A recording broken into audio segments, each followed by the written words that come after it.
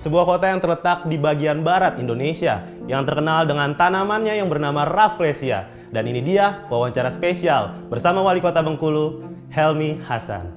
Bagaimana Bapak kabarnya Bapak? Bapak Helmy Hasan? Alhamdulillah sehat, baik. Alhamdulillah sehat selalu. Sebelumnya terima kasih Bapak dan selamat datang juga di studiosuara.com. Ya. Di program wawancara spesial ini bersama saya Muhammad Ardiansa. Jadi kita akan berbicara mengenai Bengkulu dan juga prospeknya ke depannya Pak. Kurang lebih seperti itu. Sebelum kita jauh Pak, kita bertanya dulu. Sebenarnya apa kabar Bengkulu hari ini Pak? Alhamdulillah Bengkulu insya Allah jadi kota terindah, terbahagia di dunia. Alhamdulillah, indah dan bahagia. Bahagia di dunia. Dua kata itu ya Pak. Jadi kalau ada yang merasa belum bahagia, ini jangan-jangan belum pernah datang ke Bengkulu. Waduh, super sekali. Ya Pak, diketahui kan Bapak sudah 2 periode menjabat Pak sebagai Wali Kota Bengkulu. Menurut Bapak selama 2 periode itu sekiranya apa Pak masalah yang menjadi sumber di Bengkulu sendiri? Ya, masalah yang sekarang belum selesai itu masalah persoalan sampah. Masalah sampah ini bisa selesai ketika kesadaran masyarakat itu memang betul-betul tinggi. Kesadaran bahwasanya mereka pemilik kota ini sehingga mereka ikut terlibat aktif dalam menjaga kebersihannya. Tapi kalau misalkan masyarakat kesadarannya masih lemah, seberapapun kuat kita ingin membersihkan kota itu nggak akan pernah terwujud. Kita lihat di negara-negara Eropa, negara Barat, kenapa sampah sulit kita temukan di tempat-tempat publik? Karena kesadaran mereka tentang pentingnya membuang sampah pada tempatnya sudah cukup tinggi. Bayangkan kalau kita misalkan ke negara lain, di Eropa misalkan, atau di Singapura yang dekat, itu kebiasaan orang kalau sudah makan tuh nggak ada cerita buang sembarangan. Mereka bahkan masukkan tisu mereka kantongi sebelum ada tempat sampah. Kira-kira begitu. Baik, untuk selain meningkatkan ya kesadaran masyarakat terkait dengan kebersihan ini Pak, sebenarnya ada program apa lagi dari Bengkulu sendiri Pak? Banyak sekali, kita kan punya tekad, punya visi bagaimana Bengkulu bahagia.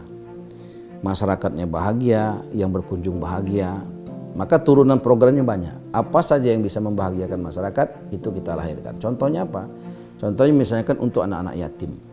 Anak-anak yatim yang ada di kota Bengkulu, target kita 100% bahagia. Bagaimana caranya mereka bahagia? Orang ayah tercintanya meninggal dunia. Maka seluruh pejabat mulai wali kota, wakil wali kota, sekda, semua pejabat kita wajib mengangkat anak-anak kota Bengkulu yang ditinggal meninggal ayahnya menjadi anak angkat mereka. Saya saja sebagai wali kota Bengkulu awalnya 10, sekarang sudah hampir 100. Kita angkat mereka sebagai anak. Dan setiap bulan kita adakan pertemuan di rumah kita, jalan-jalan, makan-makan.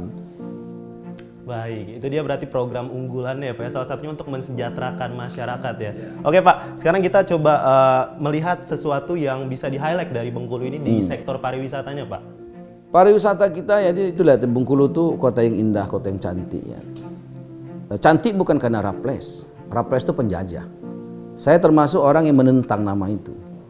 Begitu. Maka kota Bengkulu namanya bukan kota Raffles. Kota Bengkulu tuh kota merah putih. Kota Merah Putih ini tidak bisa diklaim kota lain. Kalau Rafflesia bisa diklaim di daerah lain, ada juga bunga tumbuh seperti itu. Dan bunga Raffles itu bunga bangkai, bunga bau, dikasih parfum apapun tetap bau. Gitu. Tapi kalau merah putih adalah bendera pemersatu bangsa. Ada raja siap tidak jadi raja, ada sultan siap tidak jadi sultan untuk lahirnya NKRI. Dan merah putih itu dijahit oleh Putri Bengkulu. Maka kemudian kota Bengkulu dinamakan Kota Merah Putih. Kota Merah Putih. Kota yang menerima siapa saja berdarah merah, siapa saja bertulang putih untuk datang ke sana dan bahagia di sana. Ya, baik Pak. Untuk melihat sektor pariwisatanya tadi Pak ya, kan sekarang sudah dibangun itu jalan Trans Sumatera ya, jalan tol Trans Sumatera. Iya, itu efeknya sendiri untuk rakyat Bengkulu seperti apa? Banyak sekali. Dulu di sana tanah paling 10.000 per meter, harga tanah ya. Dan orang tidak merasa bagian dari kota. Itu pinggiran kota, Kabupaten Seluma dan Kabupaten Benteng. Tapi dengan Pak Presiden bangun tol itu, maka kota Bengkulu, pemerintah itu sangat bersyukur. Tanda bersyukur langsung kita buat program berdirinya kota baru di situ. Namanya Kota Merah Putih. Kita bangun di situ perkantoran. Bahkan tahun 2024 ini akan dibangun perumahan menengah ke atas, hotel, rumah sakit, tempat hiburan dan segala macamnya. Yang dulu harga tanahnya 10-20 ribu, sekarang sudah hampir 1 juta. Kenaikannya dalam hitungan bulan. Dan ekonomi pun luar biasa meningkat di sana. Infrastruktur pendukung seperti lampu, jalan pun sudah luar biasa dikeber di sana. Jadi manfaat daripada jalan tol itu bukan hanya soal untuk roda 4, roda 2. Enggak. Kalau dihitung itu saya tanya dengan yang pengelola hotel, rugi tol rugi. Karena yang menggunakan akses itu sangat sedikit. Kos untuk menutupinya aja tidak ketutup. Tapi manfaatnya bukan roda 4 roda 2, manfaatnya adalah efek pembangunan kota tadi. Sebelum ada tol kita nggak tertarik membangun daerah itu menjadi kota baru, tapi setelah ada dibangun tol, sekarang kita bangun kota baru. Dan sekarang sudah mulai digunakan, di awal 2024 swasta akan mulai membangun di situ. Perumahan-perumahan sekarang sudah banyak. Berarti Bengkulu semakin hari semakin meningkat ya Pak ya, dari sektor perekonomian, begitu juga pariwisata dan juga kesejahteraan masyarakatnya. Bapak, kita kembali lagi ke Bengkulu Pak ya. Akhir-akhir ini ada pemberitaan mengenai kasus di mana ada seorang wali murid yang melakukan tindak kekerasan kepada seorang guru yang ada di Bengkulu. Itu tanggapan Bapak seperti apa Pak? Itu kalau nggak salah SMA ya? Iya, yang dia Katapel ya. Kalau SMA ini kewenangan gubernur ya, sehingga memang kalau boleh berpendapat kita sangat menyayangkan. Tapi kita kota nggak bisa intervensi terlalu jauh karena ini soal kewenangan. Kewenangan wali kota itu SD SMP, gubernur kewenangannya SMA.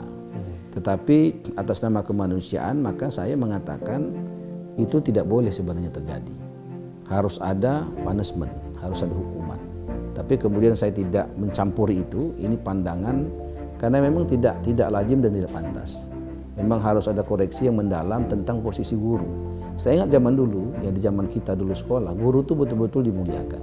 Kita kalau ngadu sama orang tua kita, bukan dibelain, malah kita ditempelin sama orang tua kita. Sudahlah di sekolah digebuk guru, pulang ke rumah ngomong sama orang tua, kita tambah digebuk lagi.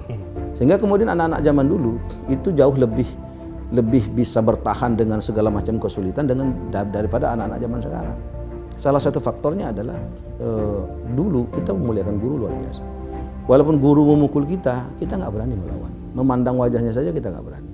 Sehingga ketika adab-adab zaman dulu dipertahankan terhadap guru, maka kita bisa lihat bagaimana anak kampung yang nggak punya apa-apa tapi bisa menjadi orang yang berguna.